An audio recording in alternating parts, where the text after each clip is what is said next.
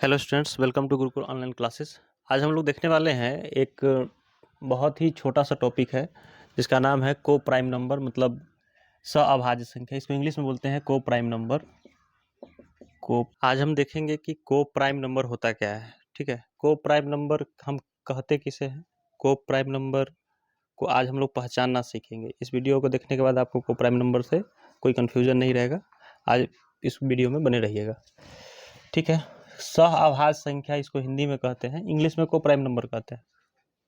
ये होता क्या है, देखिए, कोई भी दो संख्या जिसका एसीएफ जिसका मौसा जो है क्या हो, एक हो, मौसा क्या हो, एक हो, उसे हम कहते हैं सहअभाज्य संख्या। ये दोनों संख्या जो हुआ यह सहअभाज्य संख्या हुआ, मतलब ये दोनों जो है सहअभाज्य संख्या है। सहअभाज्य संख्या कोई एक संख्या नहीं होती है, ये दो संख्याओं का एक मेल होता है, मतलब एक जोड़ा संख्या कह सकते हैं। एक जोड़ा होता है मतलब संख्याओं का युग्म होता है, मतलब पेयर होता है।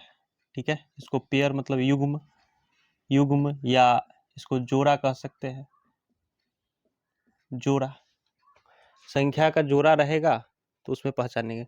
कैसा जोड़ा होना चाहिए, जिसका मौसा एक हो वैसा जोड़ा होना चाहिए। जैसे अगर कोई हम संख्या लेते हैं, जैसे मान लीजिए 4 और 7 लिए, ये सहअभाज्य संख्या है, बिल्कुल है। इसका मौसा निकालिएगा तो मौसा कितना आएगा, एक आएगा। इसका मौसा आएगा एक, निकाल के देख लीजिए।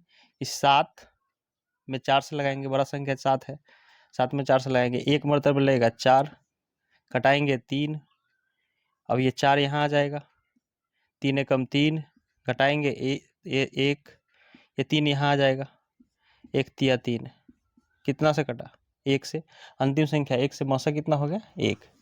तो कहने का अर्थ है मौसा कितना हो गया, एक। तो यह संख्या क्या है, यह संख्या है सहअभाज्य संख्या। क्या है, सहअभाज्य संख्या। सहअभाज्य संख्या, यह सहअभाज्य संख्या हुआ क्योंकि इसका मौसा क्या हुआ, एक आया। ठीक है, अब देखेंगे और सब कुछ एग्जाम्पल देखते हैं। जैसे 9 और 10, ये सहअभाज्य संख्या है, बिल्कुल है। कोई भी लगातार संख्या लीजिएगा वो सहअभाज्य संख्या होगा। लगातार संख्या तो बिल्कुल सहअभाज्य संख्या होगा क्योंकि इसका एचसीएफ कितना होगा, मौसा कितना होगा, मौसा होगा 1।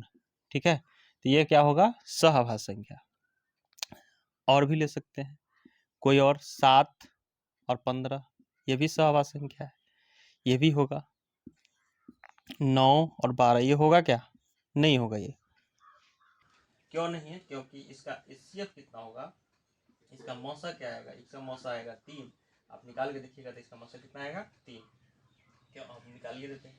12 में 9 से लगाइएगा, 9 एकम 9, घटेगा 3, 9 यहाँ आ जाएगा, 3 तिया 9, घट गया।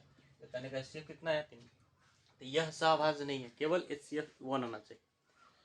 नॉर्मल सी भाषा में अगर हम समझाएं तो आप समझिए कि दोनों संख्या केवल एक से कटे, वही सहअभाज्य संख्या होगा।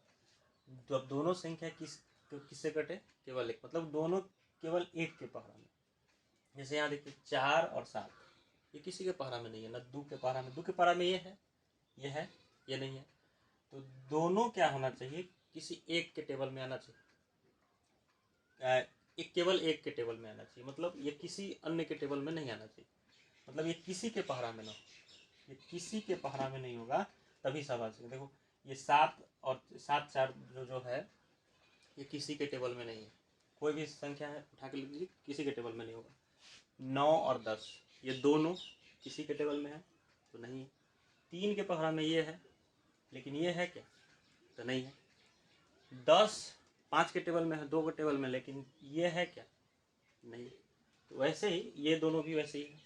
यहाँ है, ये 3 के पहरा में ये भी है और 3 के पहरा में ये भी है, दोनों आ गया। ये क्या होगा, सहअभाज्य नहीं होगा। सहअभाज्य का मतलब होता है जो किसी के टेबल में न हो। दोनों संख्या किसी के टेबल में नहीं होगा, वो होगा सहअभाज्य। किसी के टेबल में नहीं होगा तो वो एक के टेबल में होगा। समझ में आ गया, एक के टेबल में तो सब होता है। समझ में आ गया, कोई दिक्कत नहीं। ये था छोटा सा वीडियो सहअभाज्य संख्या का। अब रेगुलर वीडियो आएगी, आप लोग जुड़े रहिए इस चैनल से और कंटिन्यू वॉचिंग करते रहिए।